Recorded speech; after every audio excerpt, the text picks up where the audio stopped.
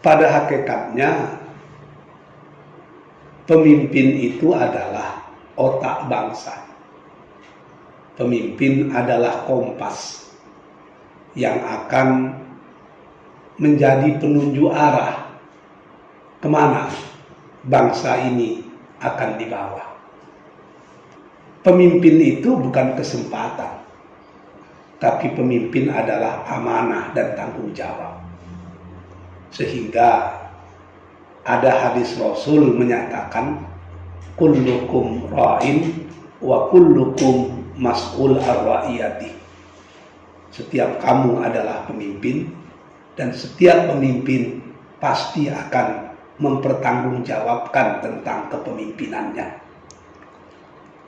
Pertanggungjawaban itu bukan sekedar pertanggungjawaban di dunia, tapi yang paling berat itu adalah pertanggungjawaban di akhirat. Coba kita bayangkan, kalau penduduk Indonesia ini 250 juta misalnya, maka seorang pemimpin akan menunggu kerelaan dari 250 juta orang. Kalau ada 1, 2, 3 saja yang merasa dizolimi, maka pemimpin tadi akan tertunda masuk ke dalam surga. Konsep kepemimpinan dalam Islam itu memang menjadikan pemimpin sebagai pelayan. Ini yang dikatakan dalam salah satu syair Arab, Sayyidul Qaum Khadimuhum. Pemimpin suatu kaum itu adalah menjadi pelayan bagi mereka. Mengapa demikian? Seorang pemimpin sejati itu adalah orang yang menderita. Itu ungkapan yang selalu disampaikan oleh founding father kita, Haji Agus Salim. Pemimpin itu menderita. Kenapa demikian? Sebab seorang pemimpin, dia sudah selesai dengan dirinya. Dia sudah selesai dengan keluarganya. Yang dipikirkannya adalah bagaimana nasib bangsanya. Pemimpin sejati itu tidak lagi berpikir tentang apa yang kudapatkan dari kepemimpinan ini. Apa yang didapatkan keluargaku? Apa yang didapatkan oleh kelompokku? Apa yang didapatkan oleh partaiku? Tapi yang mereka pikirkan adalah apa yang bisa kami berikan kepada bangsa ini. Ini yang dikatakan oleh salah seorang pemimpin besar Amerika. Katanya, jangan tanya apa yang diberikan negara kepadamu, tapi tanyalah apa yang sudah kau berikan kepada negara. Ini inti daripada kepemimpinan melalui pelayanan.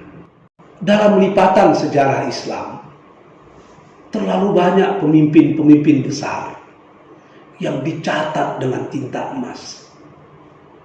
Seperti Umar bin Khattab.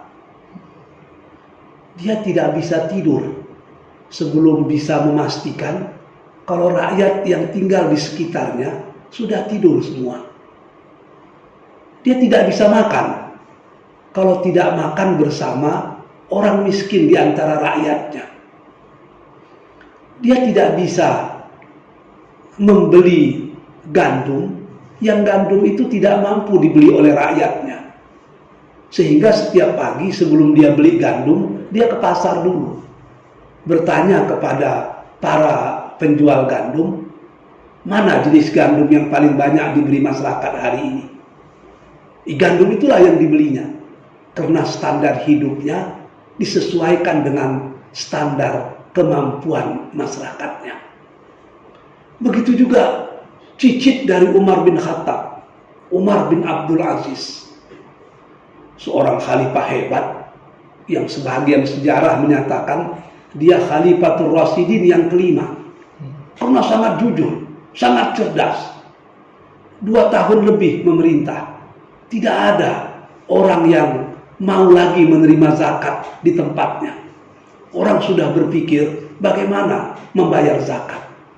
Dia mampu merubah mindset masyarakatnya dari mindset penerima menjadi mindset pemberi, dari mindset tangan di bawah menjadi tangan di atas. Ada cerita indah tentang Umar bin Abdul Aziz.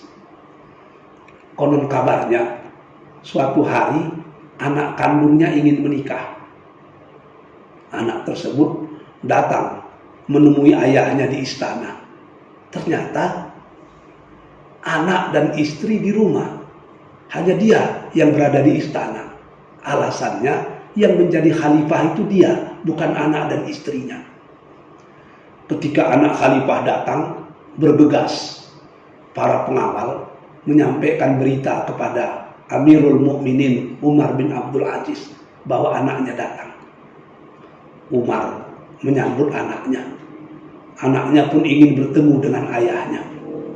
Sebelum anaknya masuk, Umar menyatakan, "Stop, tunggu dulu." Anaknya terkejut. "Ada apa ya? Tolong ceritakan pada ayah. Kau datang ke istana ini bicara masalah keluarga atau bicara masalah negara?" Sang anak menjawab, "Saya mau menikah. Saya mau bicara urusan keluarga kita." "Oh, tunggu dulu." Dimatikannya lampu istana. Dibawanya anaknya keluar. Di bawah pokok kurma yang gelap, dia bertanya, "Apa masalah yang ingin kau sampaikan pada ayah?" Anaknya menangis. "Ayah, engkau presiden, engkau Amirul Mukminin, engkau khalifah, dan aku anak khalifah. Masa membicarakan urusan keluarga khalifah kita harus di bawah pokok kurma, bukan di dalam istana?" Umar bin Abdul Aziz menjawab, "Putraku, istana itu milik negara. Semua fasilitasnya dibiayai oleh negara. Apakah wajar kita berbicara urusan keluarga kita di tempat yang semua fasilitasnya dibiayai oleh negara? Mungkin rakyat tidak tahu, nak, tapi aina Allah, di mana Allah, wahai anak belahan jiwa." Ini contoh pemimpin sejati yang sudah lepas dari dirinya, yang dalam otak dan benaknya berpikir bagaimana memajukan bangsa dan negaranya.